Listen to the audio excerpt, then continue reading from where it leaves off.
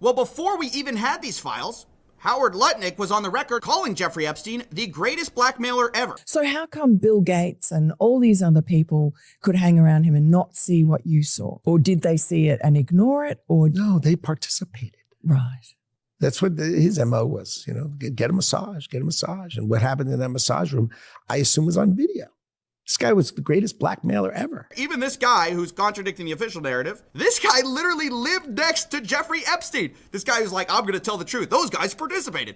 That guy lived next to Jeffrey Epstein. And by the way, he lied too. I love this video we're about to get into because this guy, Mr. He's the greatest blackmailer ever, does he know something we don't know? Because it's interesting, Mr. I'm his neighbor had to also explain how he had nothing to do with Jeffrey Epstein. And he lays it out pretty simply. He goes, yep, I lived next to him, but in 2005, I had such a horrible experience that I knew I could never talk to him again. He was your neighbor for 10 years. How well did you know him? We move in 2005. His assistant on like a Saturday says, Mr. Epstein, your neighbor would like to invite you over for coffee. And there's a massage table in the middle of the room. Massage table in the middle of your house?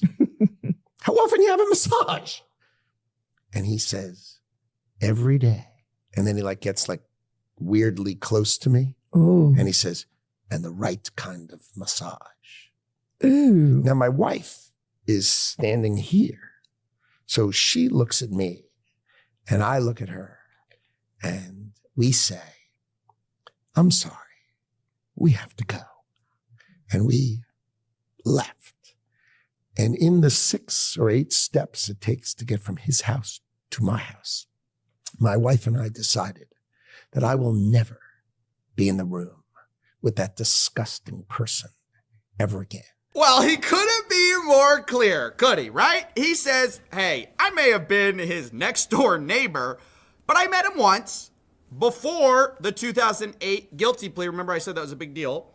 And we got invited over and it was 5 seconds and we left and we realized he was a creep. We were out of there. He made this rude, lewd comment in front of my wife.